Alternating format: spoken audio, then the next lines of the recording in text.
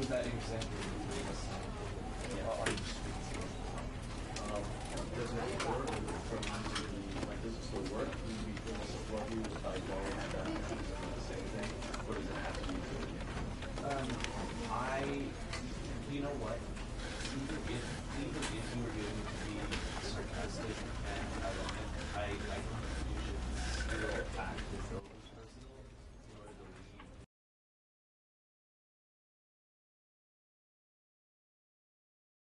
This is the story of a man named Stanley.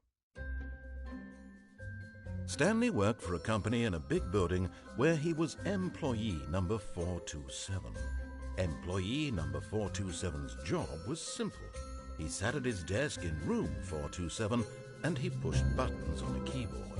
Orders came to him through a monitor on his desk, telling him what buttons to push, how long to push them, and in what order. This is what employee 427 did every day of every month of every year. And although others might have considered it soul-rending, Stanley relished every moment that the orders came in, as though he had been made exactly for this job. And Stanley was happy. And then one day, something very peculiar happened. Something that would forever change Stanley. Something he would never quite forget. He had been at his desk for nearly an hour when he realized that not one single order had arrived on the monitor for him to follow. No one had showed up to give him instructions, call a meeting, or even say hi. Never in all his years at the company had this happened, this complete isolation. Something was very clearly wrong. Shocked, frozen solid, Stanley found himself unable to move for the longest time. But as he came to his wits and regained his senses, he got up from his desk and stepped out of his office.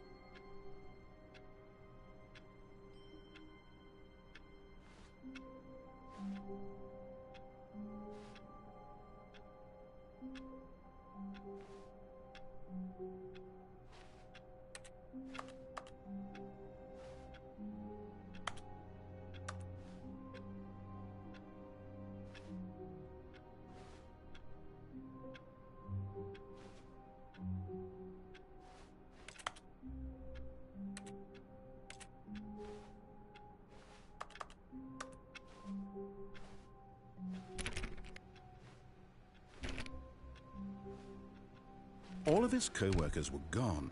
What could it mean? Stanley decided to go to the meeting room. Perhaps he had simply missed a memo. No matter how hard Stanley looked, he couldn't find a trace of his co-workers.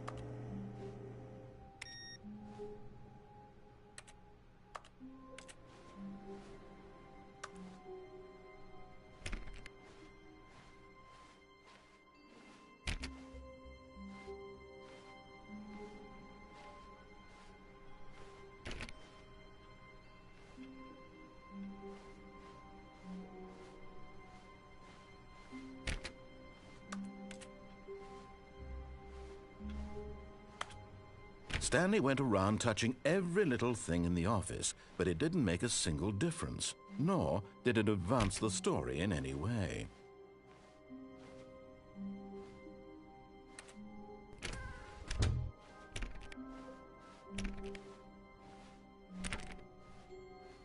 When Stanley came to a set of 2 open doors, he entered the door on his left.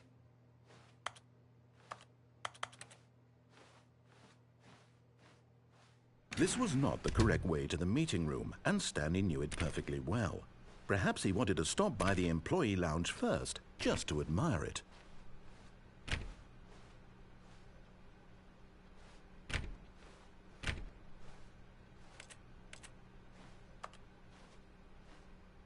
Ah, yes, truly a room worth admiring. It had really been worth the detour after all, just to spend a few moments here in this immaculate, beautifully constructed room. Stanley simply stood here, drinking it all in.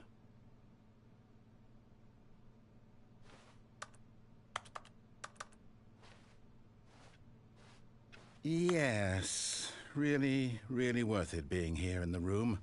A room so utterly captivating that even though all your co-workers have mysteriously vanished, Here you sit looking at these chairs and some paintings. Really worth it.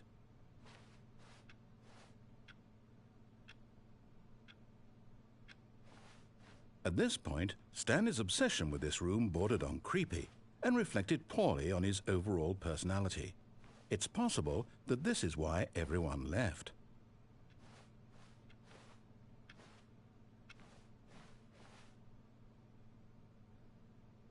Stanley sat around waiting for more dialogue, but when a long time had passed and there was no more, he decided that the game was trying to send him a message.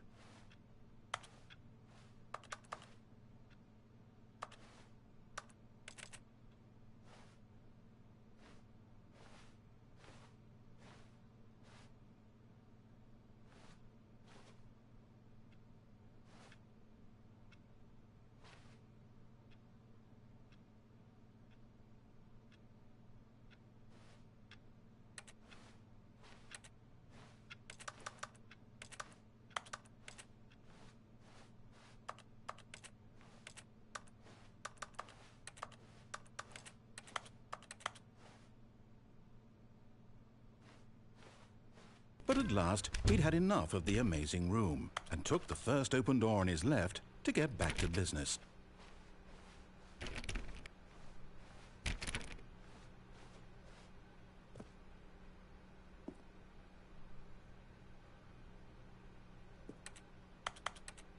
Stanley was so bad at following directions, it's incredible he wasn't 5 years ago.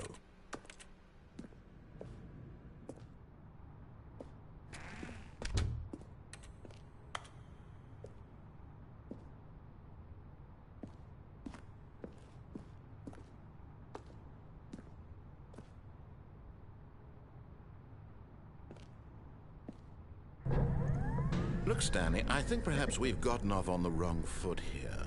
I'm not your enemy, really, I'm not. I realize that investing your trust in someone else can be difficult, but the fact is that the story has been about nothing but you all this time. There's someone you've been neglecting, Stanley. Someone you've forgotten about. Please, stop trying to make every decision by yourself. Now, I'm not asking for me, I'm asking for her. This is it, Stanley. Your chance to redeem yourself, to put your work aside, to let her back into your life. She's been waiting.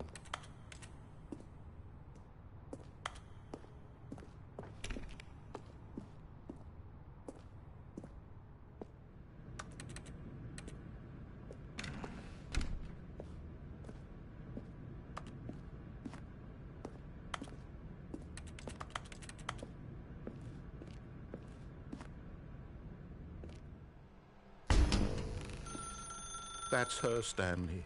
You need to be the one to do this, to reach out to her. If you can truly place your faith in another, then pick up the phone.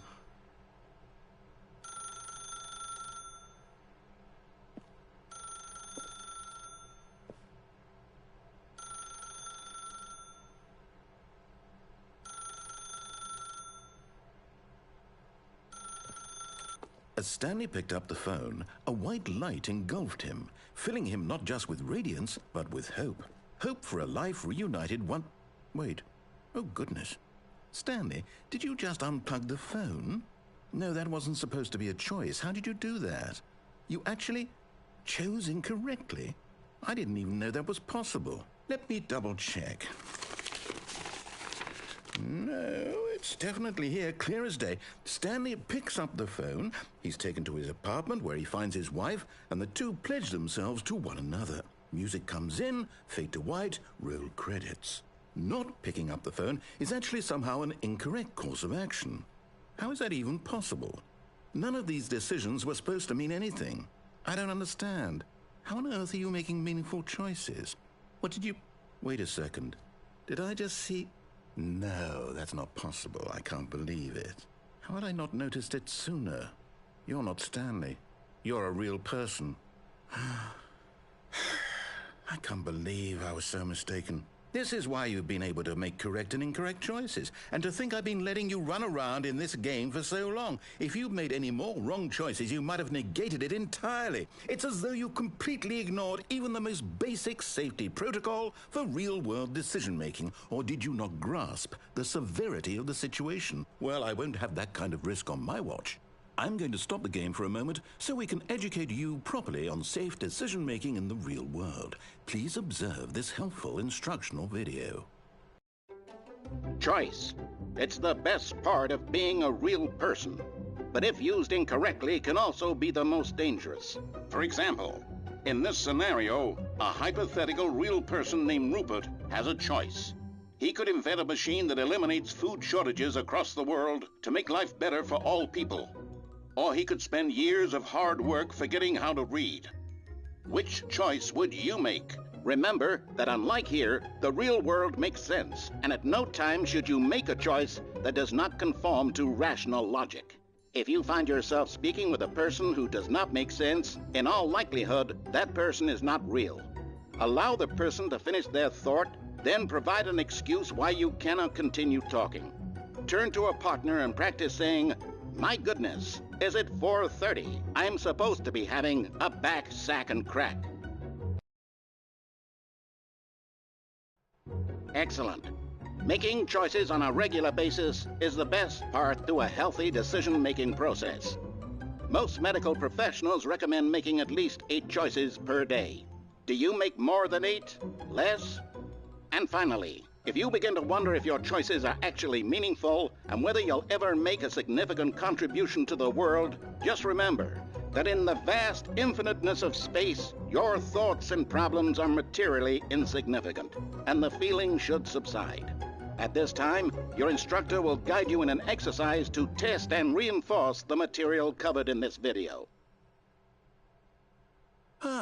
Welcome back.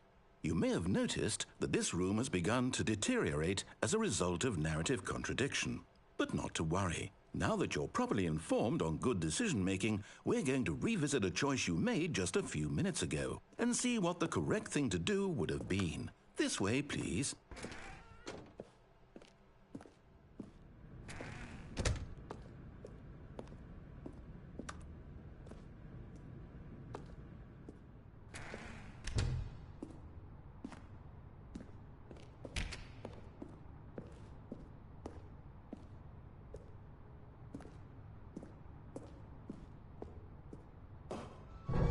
Now that we know your choices are meaningful, we can't have you jumping off the platform and dying. Imagine the main character dying senselessly halfway through the story. That story would make no sense at all. We just need to get you home as soon as possible before the narrative contradiction gets any worse. Unfortunately, it seems this place is not well equipped to deal with reality.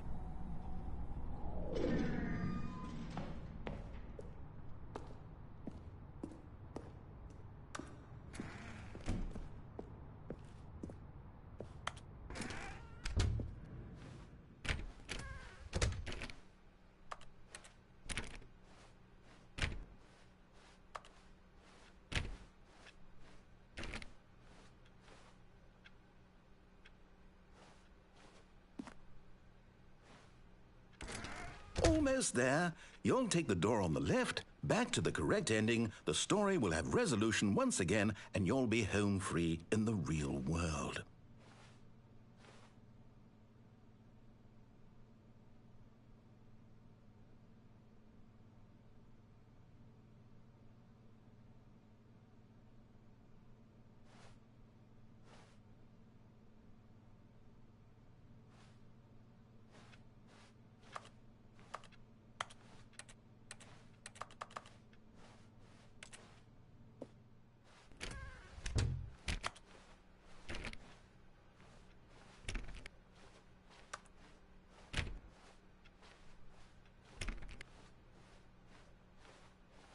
Now remember, all you need to do is behave exactly as Stanley would.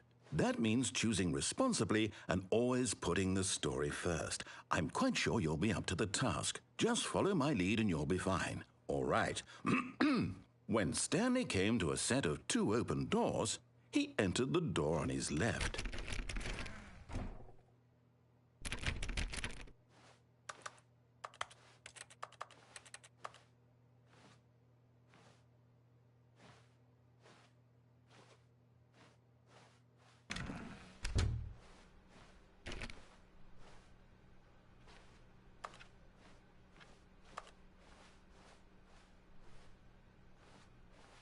Yet there was not a single person here either.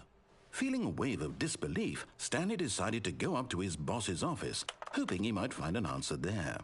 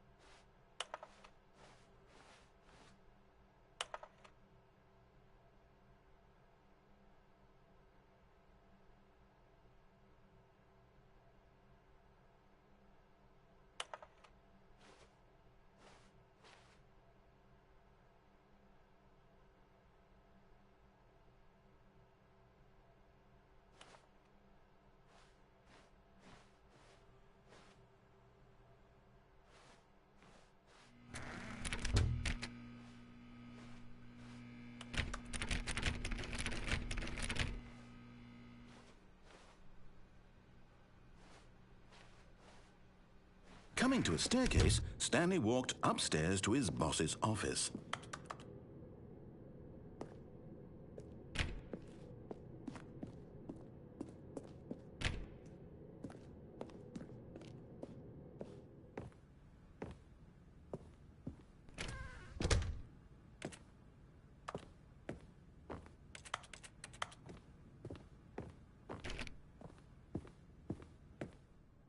Stepping inside his manager's office, Stanley was once again stunned to discover not an indication of any human life.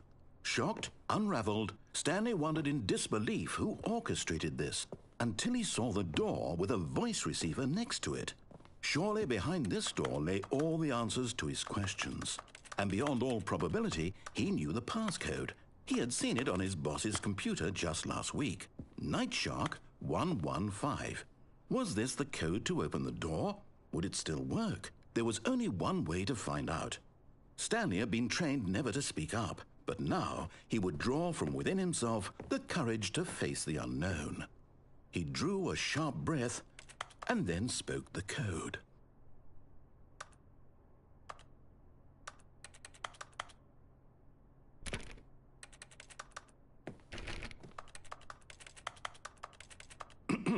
Stanley spoke the code. Nightshark 115.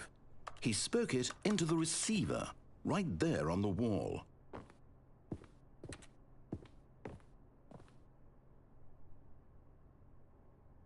I'm sorry, is there a problem? You didn't mishear me, did you? Please speak the code into the receiver. Otherwise, we can't get on with the story. This is a crucial step.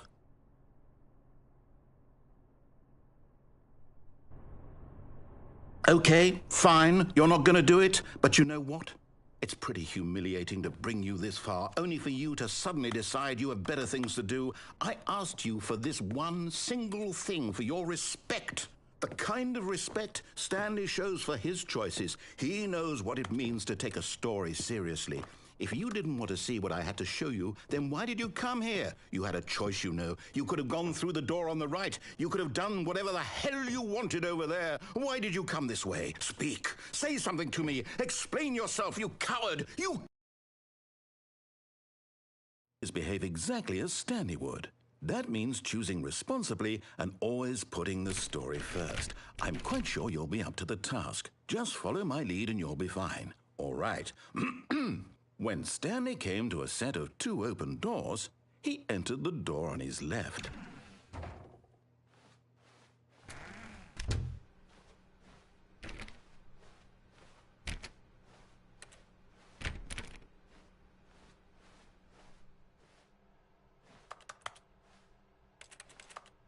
Yet there was not a single person here either.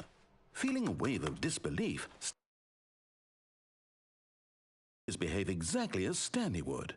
That means choosing responsibly and always putting the story first. I'm quite sure you'll be up to the task. Just follow my lead and you'll be fine. All right.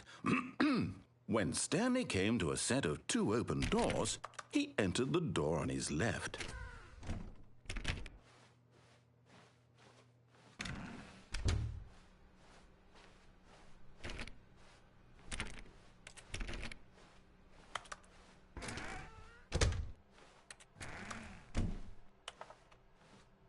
Yet there was not a single person here either. Feeling a wave of disbelief, behave exactly as Stanley would. That means choosing responsibly and always putting the story first. I'm quite sure you'll be up to the task. Just follow my lead and you'll be fine. All right. When Stanley came to a set of 2 open doors, he entered the door on his left. No! Why did you do that? Quickly, hurry back in the other direction. Perhaps we're not too late.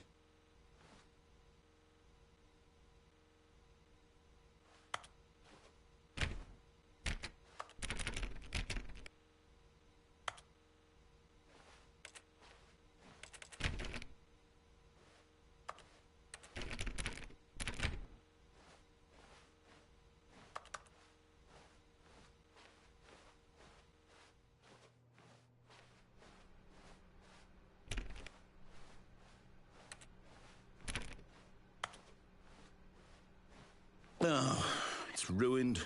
I can't believe, after everything we talked about, that my story, you've destroyed my work. Why? For what?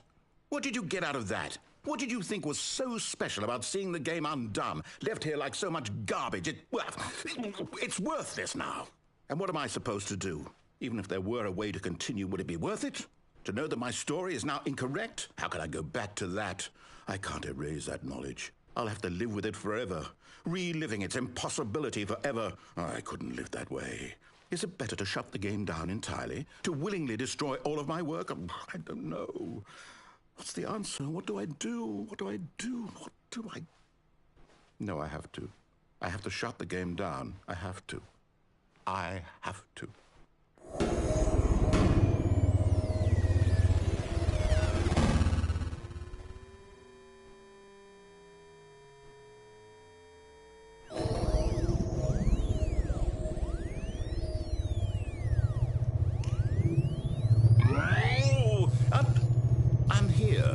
I'm still here in this pile of rubbish, with you, who thought you were so clever.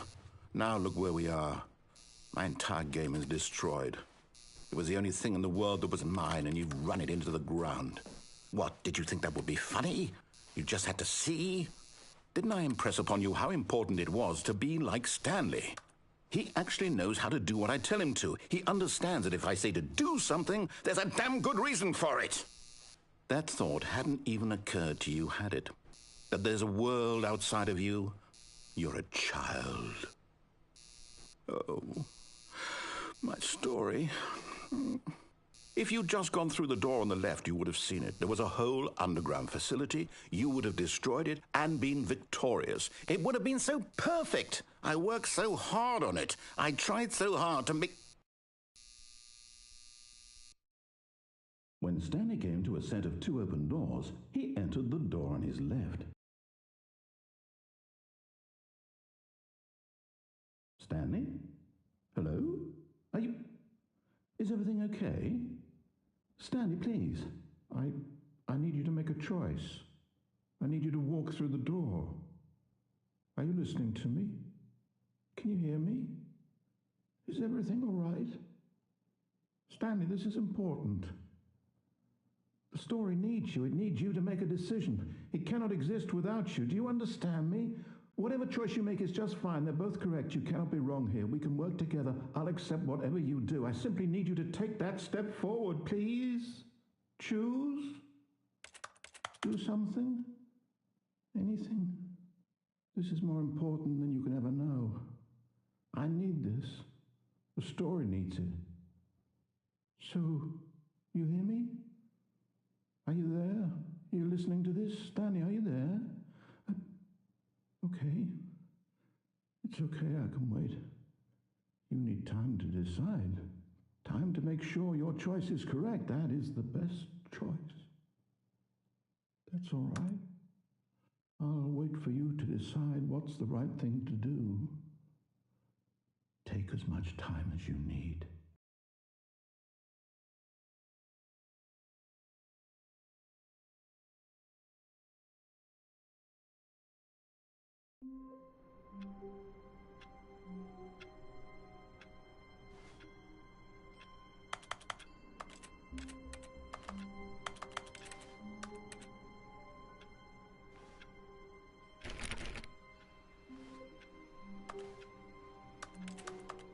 All of his co-workers were gone.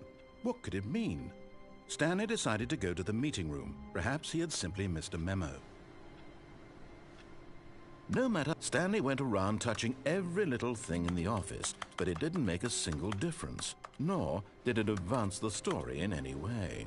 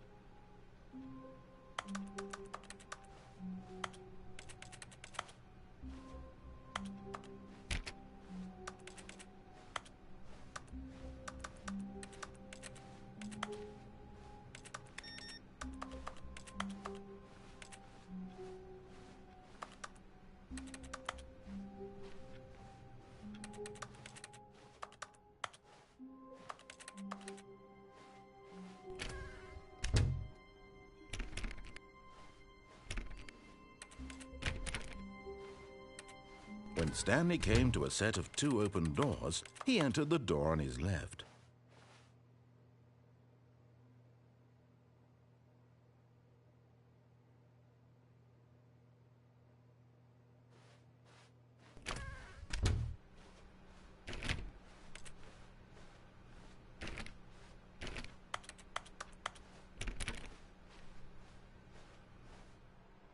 Yet there was not a single person here either. Feeling a wave of disbelief, Stanley decided to go up to his boss's office, hoping he might find an answer there.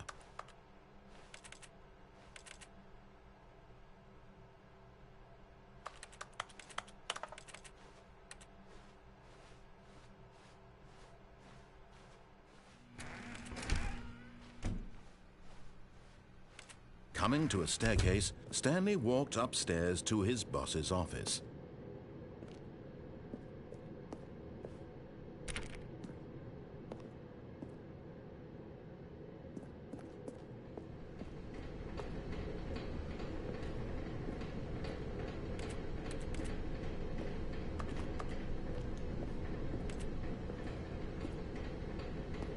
But Stanley just couldn't do it.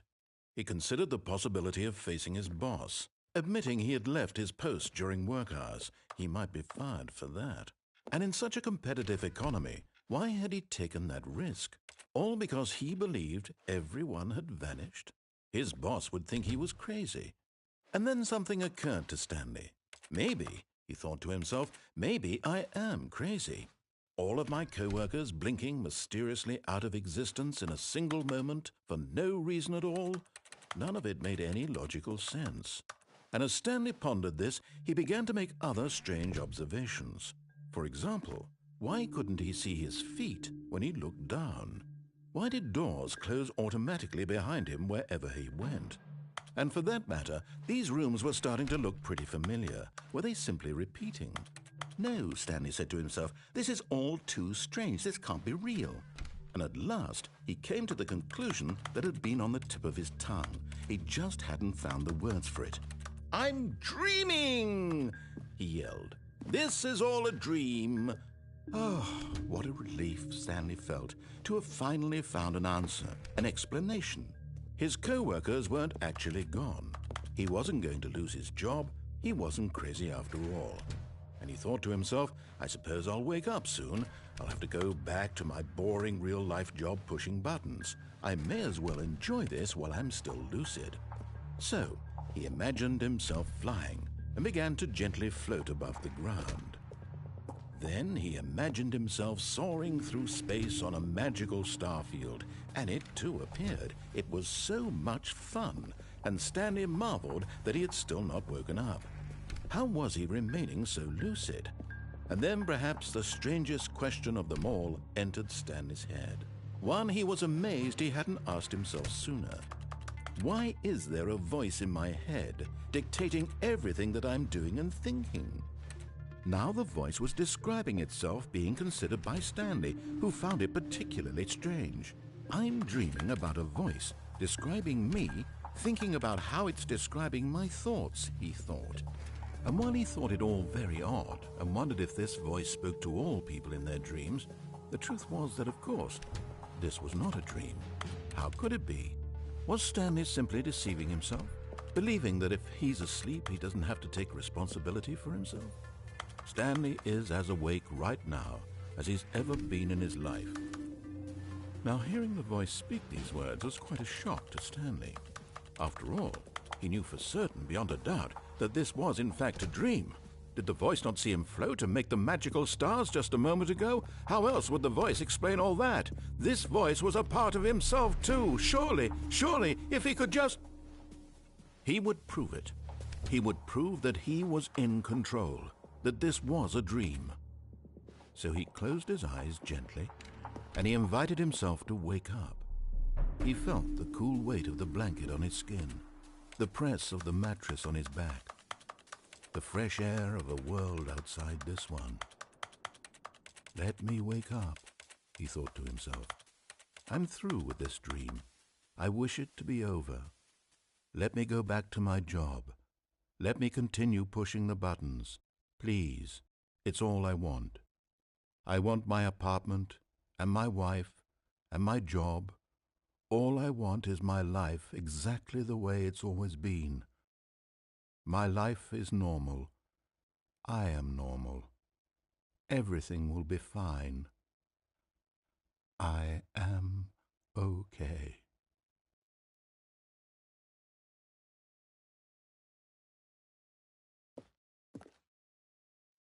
Stanley began screaming. Please, someone, wake me up. My name is Stanley. I have a boss. I have an office. I am real. Please, just someone tell me I am real. I must be real. I must be. Can anyone hear my voice? Who am I? Who am I? And everything went black.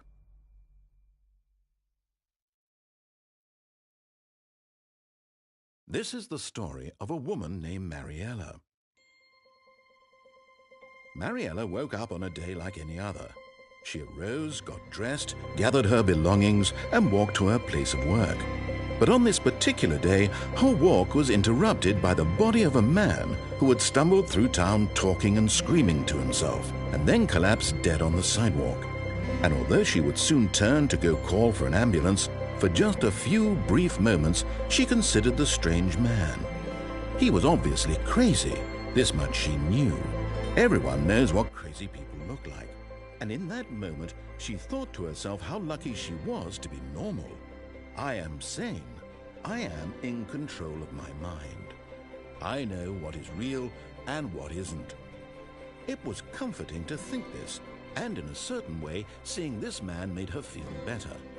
But then she remembered the meeting she had scheduled for that day, the very important people whose impressions of her would affect her career, and by extension, the rest of her life. She had no time for this, so it was only a moment that she stood there, staring down at the body. And then she turned and ran.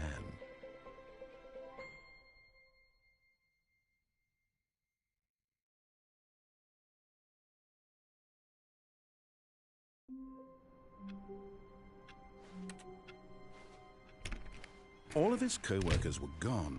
What could it mean? Stanley decided to go to the meeting room. Perhaps he had simply missed a memo. No matter how hard Stanley looked, he couldn't find a trace of his co-workers.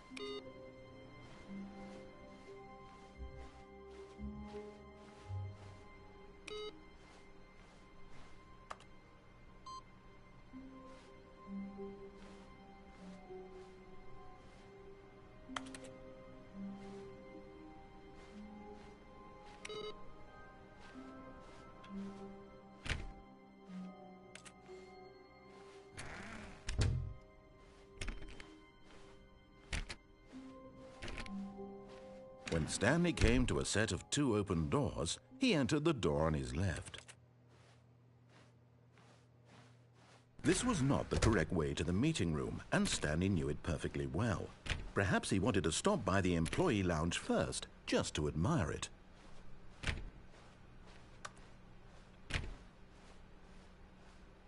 Wow, yes, this room. But eager to get back to business, Stanley took the first open door on his left. And so he detoured through the maintenance section, walked straight ahead to the opposite door, and got back on track.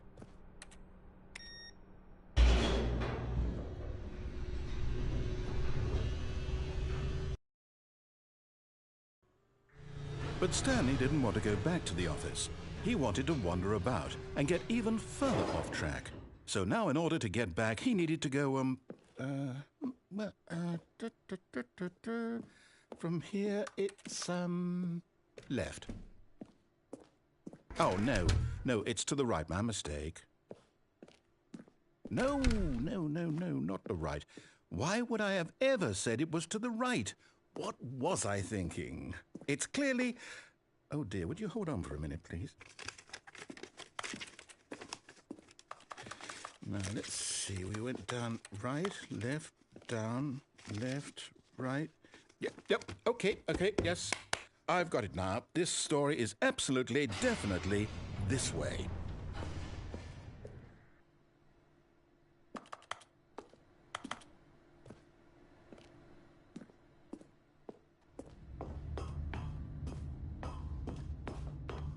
No. This isn't right at all. You're not supposed to be here yet. This is all a spoiler. Quick, Stanley, close your eyes. Okay. We just have to get back to, oh, who am I kidding? It's all rubbish now. The whole story completely unusable. How about, rather than waste my time trying to salvage this nonsense, we'll just restart the game from the beginning. And this time, suppose we don't wander so far off track, Okay, from the top.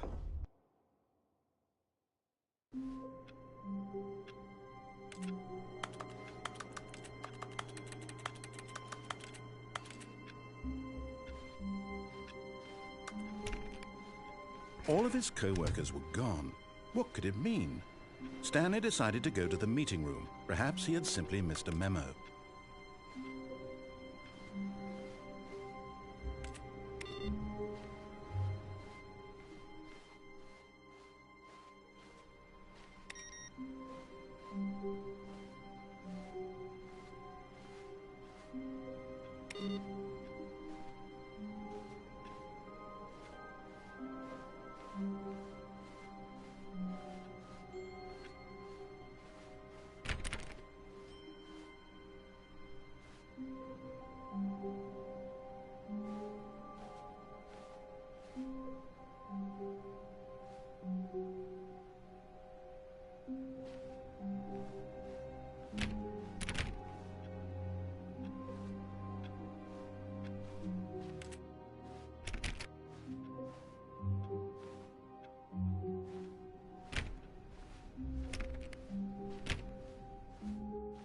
When Stanley...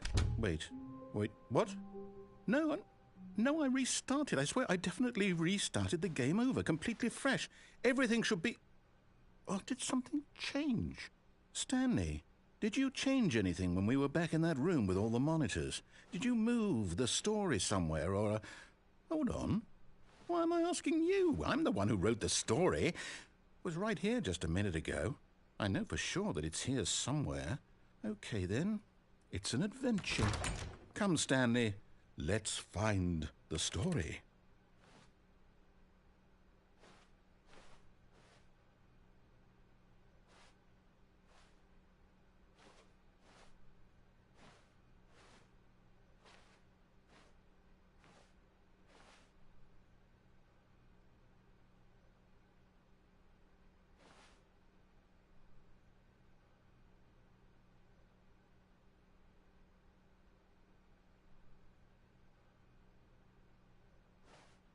I'll say it. This is the worst adventure I've ever been on. I can promise you there definitely was a story here before. Do we need to restart the game again? Well, I find it unlikely that we'll ever progress by starting over and over again, but it's got to be better than this. Okay, let's give it a shot. Why not?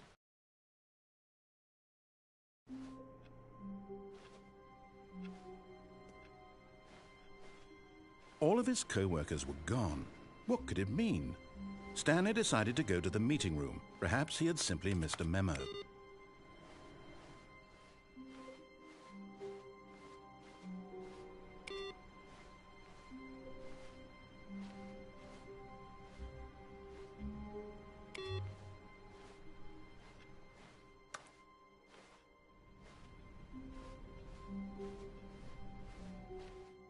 Okay, yep, it's worse. I might be remembering this wrong. It's possible the story is back where we just came from. Why don't we go back the other direction and see if we missed anything?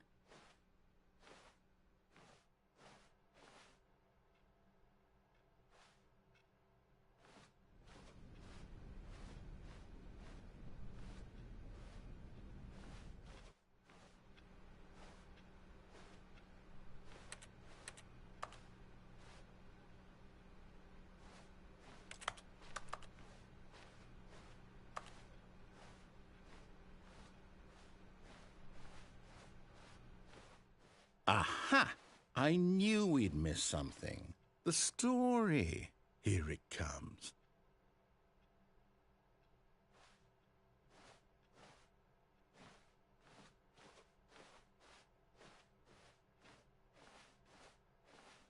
No, wait. Never mind. Not the story.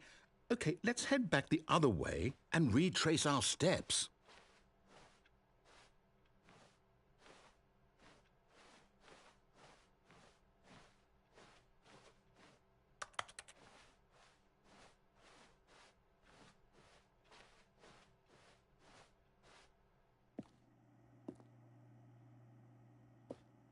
Now this, well, I'll be honest, I don't recognize this place at all.